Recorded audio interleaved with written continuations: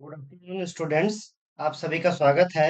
आज इस क्लास में हम अवकल समीकरण किस प्रकार की होती हैं, उनका क्या क्या एप्लीकेशन है, उनको किस प्रकार से सॉल्व किया जाता है, आज के इस लेक्चर में हम इस बारे में बात करेंगे।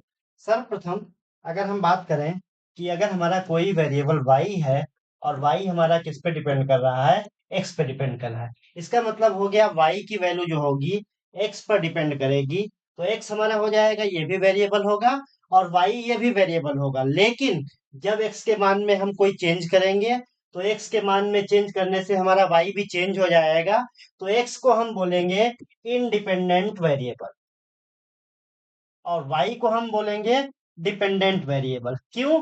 क्योंकि y का मान हमारा क्या हो जाएगा, x पे डिपेंड करेगा। अब y और x के बीच में जो रिलेशन होगा, जिससे हम x को चेंज करेंगे और हमें y की वैल्यू प्राप्त होगी, तो ये y और x का जो हमारा इक्वेशन होगी, उसको हम बोलेंगे y हमारा क्या हो जाएगा, x का कोई फंक्शन होगा। अब अगर हमारा y x का फंक्शन है, तो अगर हम इसको y के को अगर x के रेस्पेक्ट में डिफरेंशिएट कर दें, तो हमें मिल जाएगा dy dx equal to F dash X. इसका मतलब हो गया कि इस y को हमने किसके रेस्पेक्ट में डिफरेंशिएट किया, x के रेस्पेक्ट में डिफरेंशिएट किया, तो dy बाई dx हमारा कहलाएगा derivative of y with respect to x, या इसको हम बोल सकते हैं डिफरेंशियल कोफिशिएंट भी बोल सकते हैं। तो अब हमारा अवकल समीकरण क्या होता है? अवकल समीकरण होता है कि अगर किसी इक्वेशन में हमारा dy by dx means differential coefficient और वेरिएबल के बीच में जो रिलेशन होगा, उसको हम बोलते हैं डिफरेंशियल इक्वेशन। जैसे हमने लिख दिया dy by D X plus X square equal to zero. तो यहाँ पे dy बाई डी एक्स हमारा डिफरेंशियल कोफिशिएंट है और एक्स स्क्वायर हमारा वेरिएबल है, तो इन दोनों का जो रिलेशन होगा उसको हम क्या बोलेंगे, डिफरेंशियल इक्वेशन। अब यहाँ पे dy बाई डी एक्स हमारा क्या है, केवल y को हमने किसके रेस्पेक्ट में किया है, x के रेस्पेक्ट में किया है, एक बार डिफरेंशिएट किया है, तो इस इक्वेशन को हम बोलते हैं लीनियर डिफरेंशियल इक्वेशन। अब इसी में डिफरेंशियल इक्वेशन की बात करें, तो डिफरेंशियल इक्वेशन में हमारे दो टर्म होते हैं, एक हमारा होता है ऑर्डर और दूसरा हमारा होता है डिग्री। अगर किसी डिफरेंशियल इक्वेशन हमारी लिखी गई है, तो जितना हाईएस्ट ऑर्डर डेरिवेटिव होता है, मींस अगर हमने y को जितने टाइम्स में डिफरेंशिएट किया है, तो वो हमारी कहलाती है यहाँ पर ऑर्डर कहलाती है। और ऑर्डर की कोई पावर होगी, उसको हम क्या बोलेंगे, डिग्री ऑफ डिफरेंशियल इक्वेशन। जैसे हमने यहाँ पे लिखा dy dx power 2 plus 4x square equal to zero. तो यहाँ पे देखिए dy बाई डी एक्स हमारा क्या है, ये डेरिवेटिव है, फर्स्ट ऑर्डर डेरिवेटिव है, तो इसकी हमारी इक्वेशन क्या हो जाएगी, लीनियर डिफरेंशियल इक्वेशन हो जाएगी, या हम बोलेंगे ऑर्डर इसकी कितनी हो जाएगी, 1 हो जाएगी। और इसकी पावर कितनी है, 2 है, तो ये इसकी डिग्री कितनी हो जाएगी, 2 हो जाएगी। तो ये हमारी क्या आएगी, first order and second degree differential equation. मान लीजिए कि हमें ऑर्डर डिग्री निकालनी है, तो डिग्री ऑर्डर निकालने के लिए हम क्या करते हैं, अगर मान लीजिए कहीं पर हमारा क्वेश्चन में अंडर रूट है, तो अंडर रूट को पहले हम क्या करेंगे, उसको हटाएंगे, उसके बाद हम देखेंगे कितनी बार हाईएस्ट डेरिवेटिव किया गया है, और उसकी हमारी जो पावर होगी उसको हम क्या बोलेंगे, उसकी डिग्री बोलेंगे। जैसे यहाँ पर लिख दिया गया है D Y D X equal to under root 1 plus 4x square, ऐसे लिख दिया गया है। तो यहाँ पे हम देखेंगे तो हमारा डेरिवेटिव कितना है, 1 टाइम्स है, ऑर्डर तो 1 हो जाएगी, लेकिन अगर डिग्री हम इसको सीधे सीधे निकालेंगे, तो पहले हमें क्या करना पड़ेगा, स्क्वायर रूट को हमें क्या करना पड़ेगा, हटाना पड़ेगा। तो स्क्वायर रूट हटाने के लिए हमें क्या करना पड़ेगा, यहाँ से हम इसको स्क्वायर कर देंगे, उसके बाद हमें हो जाएगा। अब इसके जो हम सोल्यूशन निकालते हैं, सोल्यूशन का मतलब कोई भी डिफरेंशियल इक्वेशन है, तो उसका जो हमारा सोल्यूशन निकालना है, तो सोल्यूशन निकालने के लिए जैसे हमारा y इक्वल टू कोई फंक्शन x है और इसमें कोई हमारा रिलेशन दिया गया है, तो उसका जो हम हल निकालेंगे, सोल्यूशन निकालेंगे, तो सोल्यूशन हमारा क्या करना चाहिए, पहली कंडीशन है कि वो उस डिफरेंशियल इक्वेशन को क्या करना चाहिए, सेटिस्फाइड करेगा। हम आज बात करेंगे, आज हम special type of differential equation ले रहे हैं, जिसमें हमारी क्या है, सेकेंड ऑर्डर डिफरेंशियल इक्वेशन है। सेकेंड ऑर्डर डिफरेंशियल इक्वेशन ऐसी डिफरेंशियल इक्वेशन जिसको हमने क्या किया है, डबल डिफरेंशिएट किया है, उस इक्वेशन का हम किस तरीके से हल निकालते हैं, ये देखिए। अगर मान लीजिए हमारी कोई इक्वेशन इस तरीके से है, D square plus P D plus Q Y equal to R, और यहाँ पर हमने क्या माना, P और Q हमारे क्या हैं, ये कांस्टेंट्स हैं। तो इस इक्वेशन को फॉर्म को हम बोलते हैं second order differential equation with constant coefficient. जहां पर P और Q हमारे क्या है, P Q हमारे क्या है, कांस्टेंट्स है, मींस इनकी वैल्यू हमारी क्या होगी, कोई भी न्यूमेरिकल होगी। और R हमारा क्या है, X का फंक्शन है। R हमारा क्या है, फंक्शन ऑफ X है। और इसके बाद में ये जो हमने D लिया है, D सिंबल क्या है, डी रिप्रेजेंट कर रहा है डी डीएक्स को। जैसे डी स्क्वायर है, इसका मतलब हमने क्या किया है, एक्स के रिस्पेक्ट में 2 बार डिफरेंशिएट किया है। यहाँ पर डी है, इसका मतलब हमने एक्स के रिस्पेक्ट में 1 बार डिफरेंशिएट किया है। और क्यू हमारा क्या है, कॉन्स्टेंट्स है। और ये हमारी किसमें इक्वेशन दी गई है, वाई में दी गई है। तो इसका जो सोल्यूशन निकलेगा, सोल्यूशन हमारा किसमें निकलेगा, वाई में निकलेगा। तो आज की इस क्लास में हम इस तरीके की जो सेकंड ऑर्डर डिफरेंशियल इक्वेशन होती है, इनको हम किस तरीके से सॉल्व करते हैं, क्या क्या कंडीशंस लगाते हैं, उसके बारे में देखते हैं। तो सबसे पहले हम क्या मान लेते हैं, अगर इस इक्वेशन को हमें सोल्यूशन देना है तो हमारे पास दो केस होते हैं। पहला केस देखिए क्या होता है,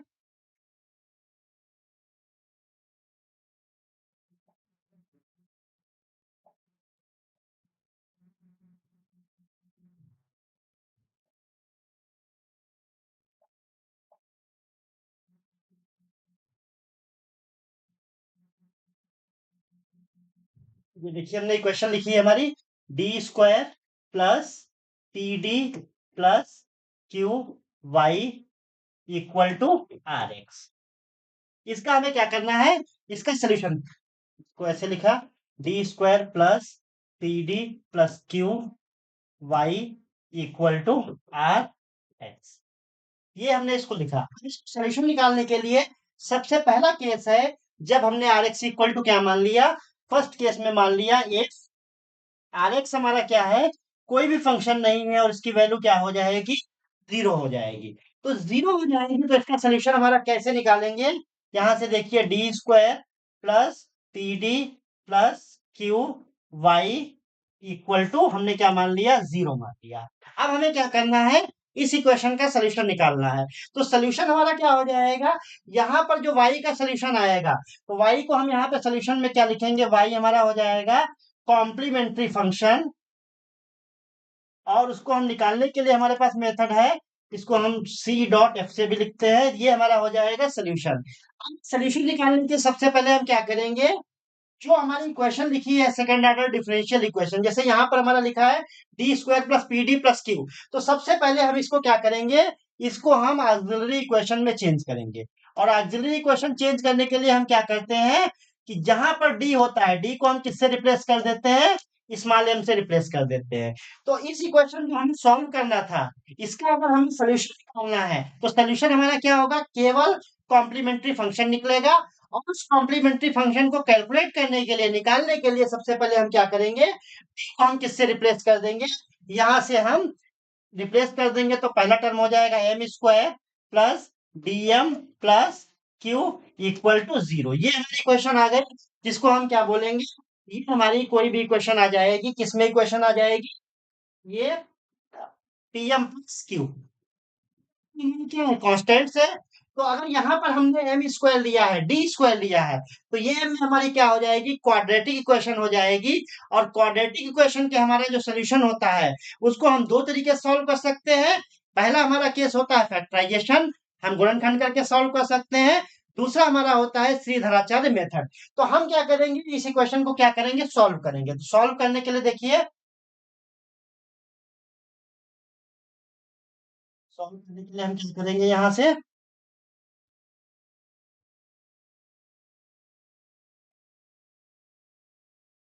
अब यहाँ पे हमने M square plus P M plus Q को सॉल्व किया। सॉल्व करने के लिए जब हम सॉल्व करेंगे तो एम के हमारे क्या मिलेंगे, रूट्स निकलेंगे। अब रूट्स हमारे क्या हो सकते हैं, अलग अलग कंडीशन हो सकती है। तो पहला हमने केस माना कि जब हमने एम की वैल्यू निकाली, अब यहाँ पे जितने हमारे पावर की एम की इक्वेशन होगी, उतने ही हमारे रूट्स होंगे। जैसे यहाँ पर हमने स्क्वायर माना है, तो एम के रूट्स निकलेंगे हमारे, कितने मिलेंगे, 2 मिलेंगे। तो अब रूट्स हमारे पहला केस है, रूट्स हमारे क्या हो, रूट्स हमारे रियल हो, रूट्स आर रियल और एंड डिस्टिंक्ट।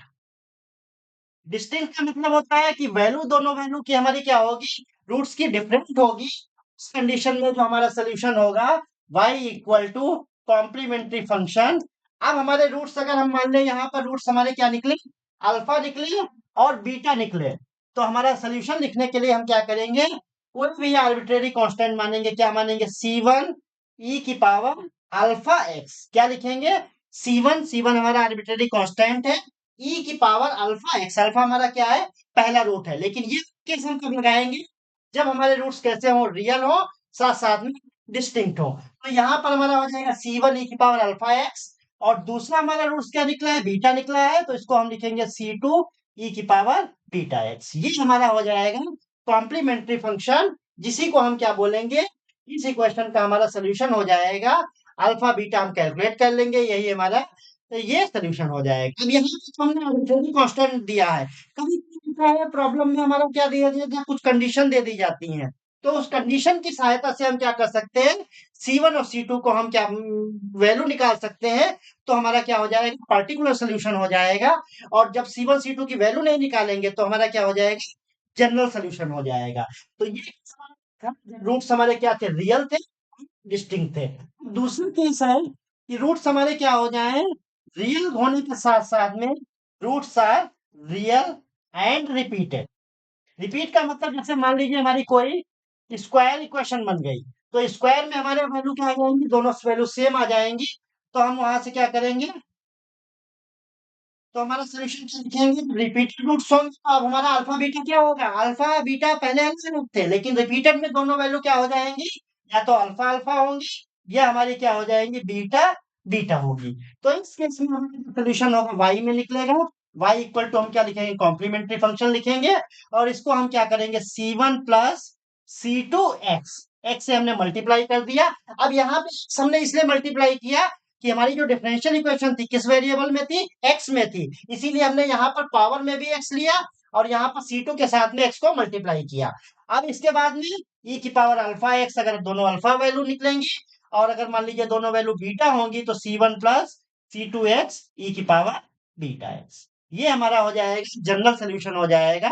और ये केस कब होगा, जब रूट्स हमारे क्या हो जाएंगे, रियल होने के साथ साथ में रिपीटेड हो जाएंगे। थर्ड केस देखिए, रूट्स हमारे क्या हो, रियल ना होकर बल्कि क्या हो जाए, इमेजिनरी हो जाए। थर्ड केस हमारा हो जाएगा इमेजिनरी, और इमेजिनरी जो क्वांटिटी होती है, तो उसको हम अल्फा प्लस माइनस आई बीटा इस तरीके से लिखते हैं। तो यहाँ हमारा केस क्या हो जाएगा, रूट्स हमारे कैसे हैं, इमेजिनरी है, इक्वेशन हम कैसे लिखेंगे, y equal to complementary function equal to हम क्या करेंगे, यहाँ पे अल्फा हमारा रियल पार्ट होगा, और बीटा हमारा क्या हो जाएगा, ये भी रियल होगा, लेकिन आई हमारा इमेजिनरी है, इसलिए आई बीटा को हम क्या बोलेंगे, इमेजिनरी पार्ट बोलेंगे। तो इसका सोल्यूशन निकालने के लिए हम क्या करते हैं, जो रियल पार्ट होता है उसको हम क्या कर देते हैं, ई की पावर अल्फा एक्स कर देते हैं, और इसके बाद यहाँ से हम क्या करते हैं, C1 cos beta x plus C2 sign beta x, ये हमारा जनरल सोल्यूशन हो जाएगा, जिसमें हमने क्या लिया, e की पावर अल्फा एक्स को बाहर ले लिया, अल्फा हमारा क्या रियल पार्ट है, तो e की पावर अल्फा एक्स हमारा बाहर हो गया, C1 cos beta x plus C2 sin beta x, इसमें हम ऑर्डर इसका चेंज भी कर सकते हैं, C1 sin बीटा एक्स भी मान सकते हैं, और C2 cos बीटा एक्स भी मान सकते हैं, तो ये हमारा कहलाएगा, ये कॉम्प्लीमेंट्री फंक्शन जब रूट्स हमारे क्या हो जाएंगे, इमेजिनरी हो जाएंगे। इसी के बाद इसमें फोर्थ केस है, फोर्थ केस में कि हमारे क्या हो जाएंगे, रूट्स हमारे क्या हो, पेयर में हो, पेयर में मीन्स कैसे हो जाएंगे, जब रूट्स हमारे हो जाएंगे, चौथा केस है, रूट्स हमारे क्या हो, रूट्स आर इन पेयर, तो पेयर में हो तो हमारी वैल्यू क्या हो जाएगी, अल्फा प्लस माइनस बीटा, इस तरीके से रूट्स निकलेंगे। तो इसको कॉम्प्लीमेंट्री फंक्शन हम क्या निकालेंगे, तो y equal to complementary function, और यहां से सॉल्व करने के लिए हम क्या करेंगे, ये हमारा ये वाला सेक्शन और ये वाला सेक्शन दोनों में थोड़ा सा डिफरेंस है, कि e की पावर अल्फा यहाँ पर भी लिखेंगे, तो यहाँ पर हमारा हो जाएगा e की पावर अल्फा एक्स, और यहाँ से हम क्या कर देंगे, C1 cos hyperbolic beta x plus C2 sine hyperbolic beta x, ये हमारा हो जाएगा फोर्थ केस का सोल्यूशन। कोई भी क्वेश्चन हमारा सेकंड ऑर्डर डिफरेंशियल इक्वेशन का होगा, जिसमें हमारे कांस्टेंट कोफिशिएंट होंगे, यहाँ पर कांस्टेंट कोफिशिएंट हमने क्या क्या माने थे, p और q माने थे, और हमने जो राइट हैंड साइड में जो r लिया था, r हमारा क्या था, x का फंक्शन था, उसको हमने पहले केस में क्या ले लिया, जीरो ले लिया, उसको हम इस 4 केस के हिसाब से सॉल्व करेंगे। जिस तरीके से हमारे रूट्स निकलेंगे उसी की कंडीशन लगाते जाएंगे और वही हमारा हो जाएगा, जनरल सोल्यूशन हो जाएगा। और अगर हमें पर्टिकुलर सोल्यूशन निकालना होगा तो हमारे रूट्स के यहाँ पर कोई कंडीशन दी जाएगी और कंडीशन देने के बाद हम उसके C1 C2 या C3 जितने भी होंगे उसकी वैल्यू निकालेंगे और वैल्यू निकाल के यहाँ पर पुट कर देंगे। ये ध्यान दीजिएगा, यहाँ पर जितनी भी इक्वेशन होंगी, जैसे हमारा एम स्क्वायर है तो हमारे रूट्स कितने निकलेंगे, 2 निकलेंगे। एम पावर क्यूब होगा तो हमारे रूट्स 3 निकलेंगे। एम पावर 4 होगा तो रूट्स हमारे कितने निकलेंगे, 4 निकलेंगे। तो जितने रूट्स निकलेंगे उतने ही हमारे कांस्टेंट्स भी होंगे। जैसे रूट्स अगर हमारे 2 हैं तो कांस्टेंट भी हमारे क्या होंगे, C1 कामा C2 होंगे। अब इसको देखिए, अगर इसको हम कोई एक इक्वेशन एग्जांपल से सॉल्व करें तो जैसे हमारा क्वेश्चन दिया गया है, ये इस तरीके से दिया गया है, सिंपल सा हमने लिया है D square plus 7d plus 12 y equal to 0। ये इक्वेशन का कहा गया है, इसको सॉल्व करिए। इस तरीके के क्वेश्चन 5 नंबर 4 नंबर में पूछे जाते हैं कि ये जो इसको सॉल्व करना है, क्या है, D square plus 7d plus 12 y equal to 0, ये इक्वेशन सॉल्व करना है। तो इसको सबसे पहले हम देखेंगे, यही हमारा क्या है, सेकेंड ऑर्डर है। क्यों? क्योंकि इसको हमने क्या किया है, 2 बार डिफरेंशिएट किया है और इसकी डिग्री कितनी है, 1 है। तो सेकेंड ऑर्डर डिफरेंशियल इक्वेशन है, कांस्टेंट कोफिशिएंट है। यहाँ पर p की वैल्यू कितनी है, 7 है, q की वैल्यू कितनी है, 12 है और rx हमारा राइट हैंड साइड में क्या है, 0 है। तो सबसे पहले हम इसको क्या लिखेंगे, हम इसमें लिखेंगे D square plus P D plus Q Y equal to R X से इसको क्या करेंगे, कंपेयर करेंगे। तो ये हमारा क्या हो जाएगा, ये हमारी हो जाएगी second order differential equation with constant coefficient और आर की वैल्यू हमारी क्या हो जाएगी, 0 हो जाएगी। आर एक्स इक्वल टू कितना हो जाएगा, 0 हो जाएगा। तो सोल्यूशन हमारा जो निकलेगा, सोल्यूशन किस में निकलेगा, वाई में निकलेगा। तो वाई इक्वल टू हम क्या लिखेंगे, यहाँ पर जो सोल्यूशन निकलेगा किसको हम बोलेंगे, कॉम्प्लीमेंट्री फंक्शन। और इस कॉम्प्लीमेंट्री फंक्शन को कैलकुलेट करने के लिए सबसे पहले हम क्या करेंगे, इसका हम ऑक्सिलरी इक्वेशन में चेंज करेंगे। और ऑक्सिलरी इक्वेशन जब चेंज करेंगे तो हमारा क्या हो जाएगा, M square plus 7m plus 12 equal to 0। अब ये देखिए, ये हमारे धराचार मेथड से भी सॉल्व हो सकता है और फैक्टर से भी सॉल्व हो सकता है। तो हम क्या करेंगे, 12 है, 12 के हमें ऐसे फैक्टर चाहिए जिनका सम कितना हो, 7 हो। तो यहां से हमारे फैक्टर कितने हो जाएंगे, M square plus 4m plus 7m plus 12 equal to 0। और यहाँ एम कॉमन ले लिया, एम प्लस 4 और यहां से 3 कॉमन ले लिया, एम प्लस इक्वल टू 0।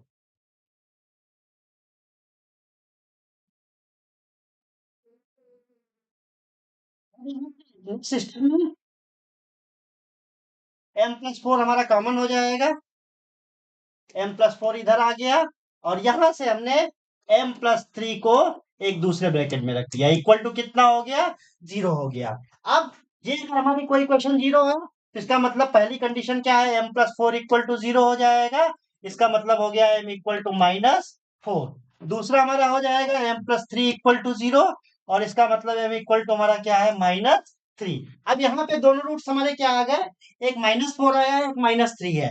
दोनों हमारे रूट्स क्या है, रियल है लेकिन अलग अलग है। तो हमारी कंडीशन इसमें कौन सी लगेगी, इसमें हमारी पहली कंडीशन लगेगी जिसमें हम सोल्यूशन क्या लिखते हैं, if roots are real and distinct then y equal to क्या हो जाएगा, y इक्वल टू हो जाएगा कॉम्प्लीमेंट्री फंक्शन। और यहां से हम इसको क्या लिखेंगे, e की power alpha x plus e की पावर बीटा एक्स और उसके साथ में हमारे क्या रहते थे, कांस्टेंट रहते थे। तो पहला हमारा हो जाएगा C1 e की पावर अल्फा एक्स, अल्फा हमारा कितना हो जाएगा, -4x प्लस C2 e की पावर -3x। तो इस तरीके से हम इस इक्वेशन को सॉल्व कर सकते हैं। हमें सावधानी इतनी रखनी है कि हम क्या करेंगे, धराचार्य मेथड या फैक्टराइजेशन रूल लगाएंगे और उसके बाद हमारे m के वैल्यू निकालेंगे और m की जैसी वैल्यू होगी, जिस कंडीशन की वैल्यू होगी, अब रूट्स रियल होंगे तो ये हमारा कंडीशन लगेगा, रूट्स रिपीटेड हो जाएंगे तो हमारी कंडीशन लगेगी। इसी में दूसरा क्वेश्चन देखिए, एग्जांपल है, जैसे ये कहा गया है एम स्क्वायर प्लस 8m, ये कहा गया है T square plus 8d plus 16 D Y equal to 0। ये हमारा क्वेश्चन दिया गया है, D square plus 8d plus 16। तो ये भी हमारा क्या है, सेकेंड ऑर्डर डिफरेंशियल इक्वेशन है, कांस्टेंट कोफिशिएंट है। तो हम पहले क्या करेंगे, इसका ऑक्सिलरी इक्वेशन लेंगे। ऑक्सिलरी इक्वेशन के लिए हमारा क्या हो जाएगा, M square plus 8m plus 16 equal to 0। यहां से फैक्टर करेंगे तो 4 हो जाएंगे फैक्टर। तो M square plus 4m plus 16 equal to 0। यहां से m हमने कॉमन ले लिया, m प्लस 4। यहां से 4 कॉमन ले लिया, m प्लस 4। अब यहां से देखिए ये हमारा क्या हो गया, m प्लस 4 का होल स्क्वायर हो गया।